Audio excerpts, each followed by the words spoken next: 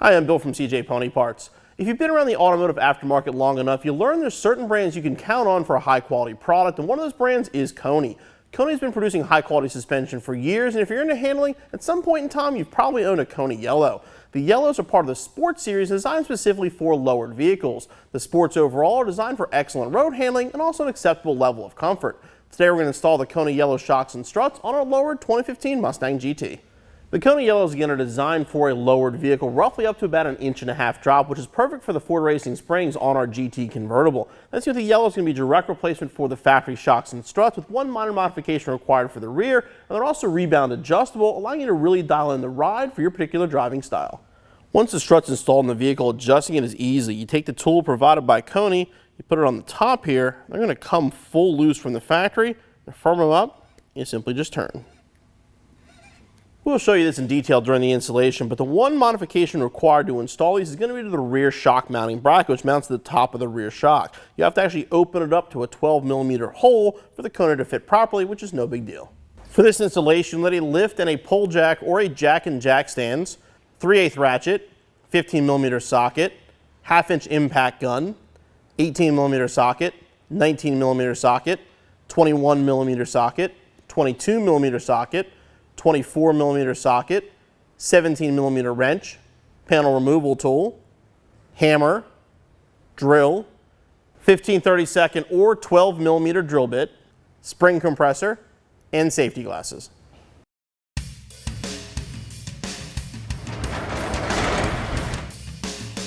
We're going to start with the front strut. To do that, you got these 3 bolts that come through the strut tower. We're going to remove 2 of the nuts and loosen the 3rd.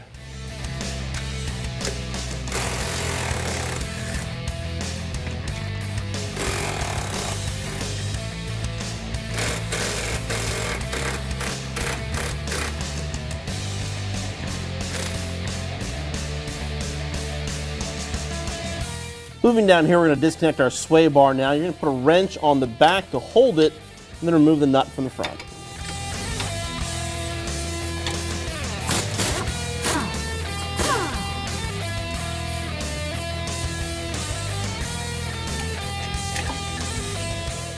Now we're going to disconnect the ABS line, the plastic clip on the strut, and the other one down on the spindle.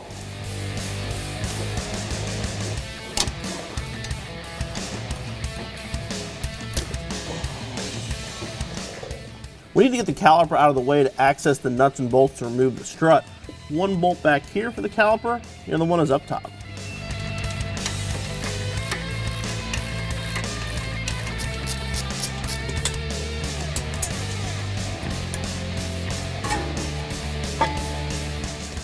Just put it back on the K-member, out of the way. Caliper out of the way, we're going to pull the rotor off, give us a little more room to work.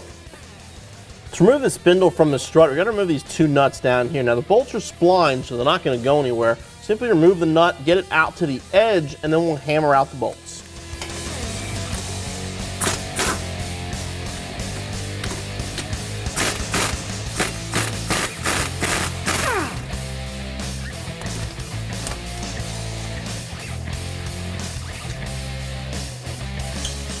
The nuts in place just so they protect the ends of the bolts. You don't want to mushroom the bolt because you'll have a hard time getting it back in. And then hammer the bolts free.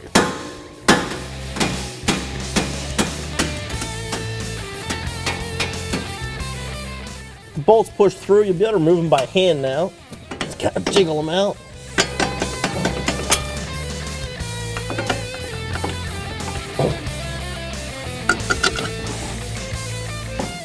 I'll separate the strut from the spindle. Now the bolt we left hand side up here, just lift the strut up, thread that off, and remove the strut. The next step is going to be to disassemble our existing strut, because we need to use the spring, dust boot, bump stop, and the strut mount onto our new KONIs. To do that, we'll need a spring compressor so we can compress the spring, remove the nut from the top so we can get all these pieces off.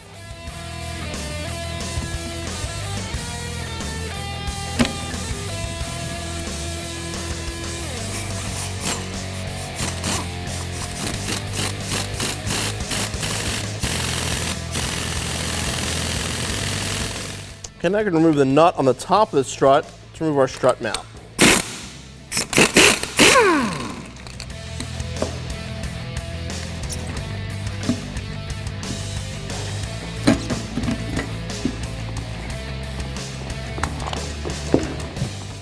These are the pieces we're going to transfer over. Obviously the spring, and then the boot with the bump stop, the mount, and the lower isolator.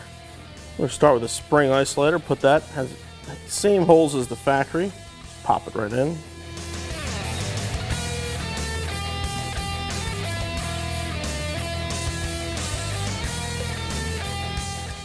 Dust boot and bump stop can go on next. And now our spring.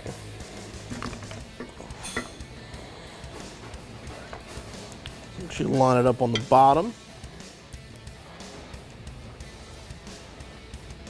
And install the strut mount.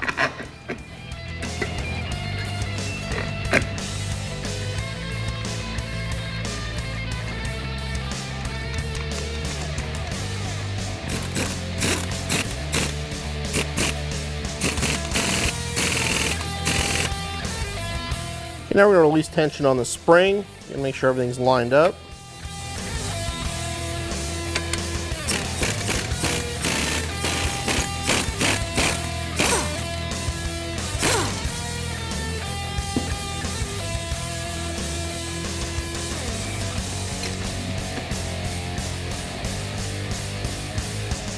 And it's ready to go back on the car.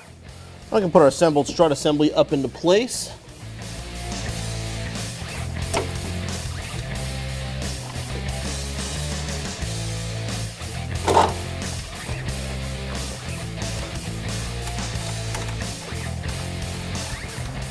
Just get one nut hand tight to hold it. I'm going to make sure now that sway bar is in the right place, plastic's on the right side here. I'm going to reinstall the spindle to the strut.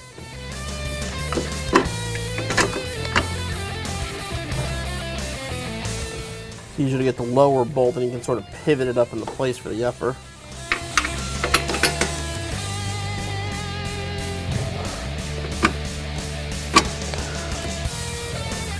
The nuts will pull the bolts through, and I give them a couple taps with a hammer just to get the spline started.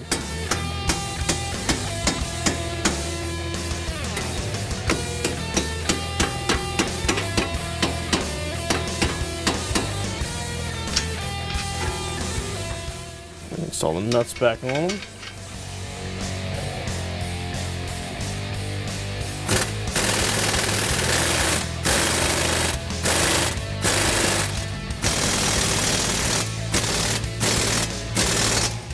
Now we can reinstall the rotor, put the caliper back on.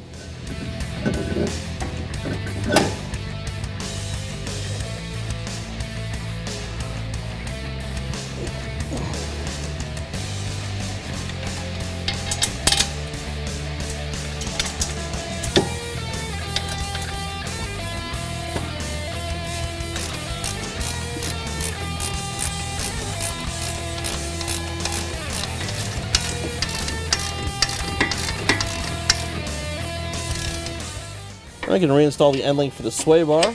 Installs just like the original.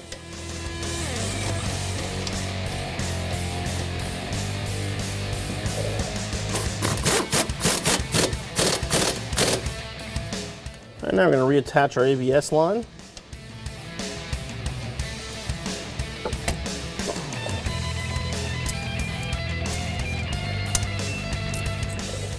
Now we're back up in the engine base. We can tighten up the 3 strut mounting nuts.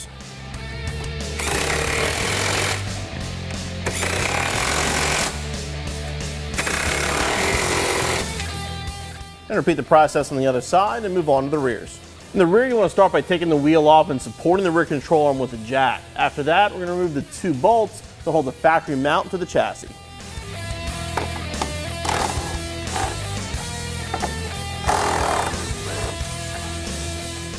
Now to get this shock out, there's 2 more bolts underneath the bottom of the control arm.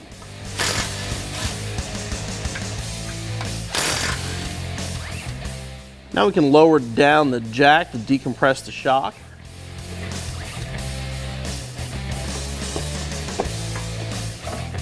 And remove. We have to transfer the boot, bump stop, and bracket over to our new KONI. So we're going to start by popping this plastic cap off and remove the nut.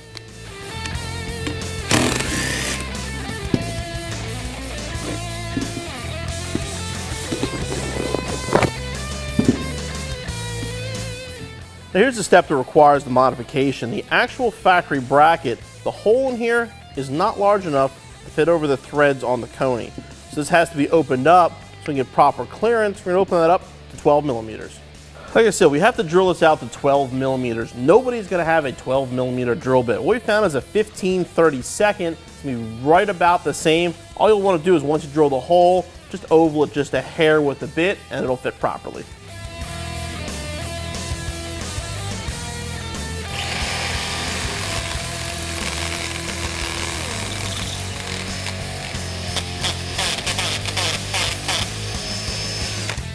Here's the parts we're assembling onto our KONI shock in the order they're going to go. First is going to be the plastic spacer, then the boot with the bump stop, then our mounting bracket, then the spacer provided by KONI, and then the 2 jam nuts.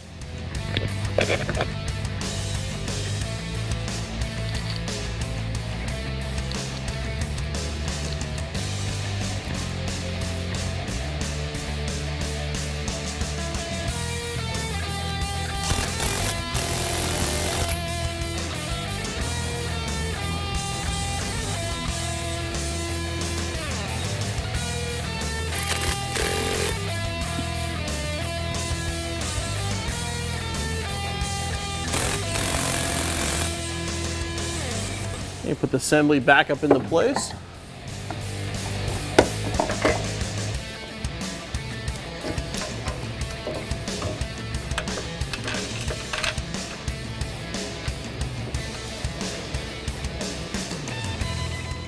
Now push the shock up against the factory mount. These are jacked to lift it up into place.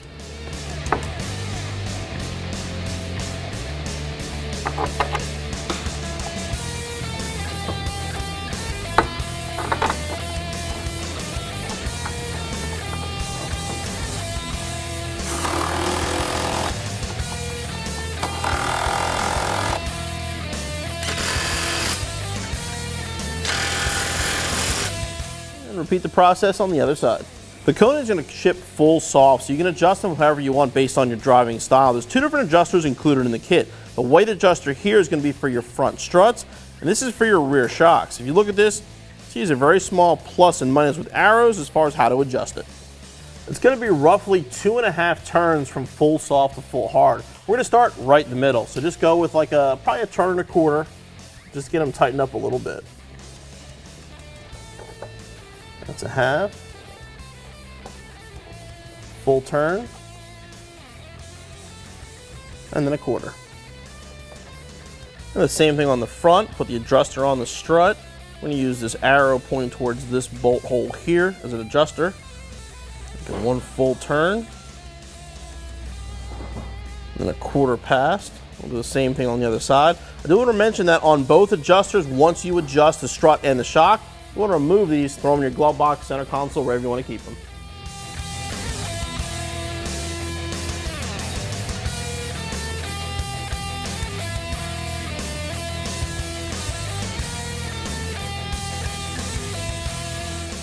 The KONI Sport Yellow Shocks and Struts is going to make our 2015 GT convertible a lot more fun to drive. The factory stuff did okay with the lowering springs, but the yellows, that's what they're built for, and the adjustability is going to make them even that much better. The installation is pretty straightforward, probably take you 2 to 3 hours. Be back on the road in no time.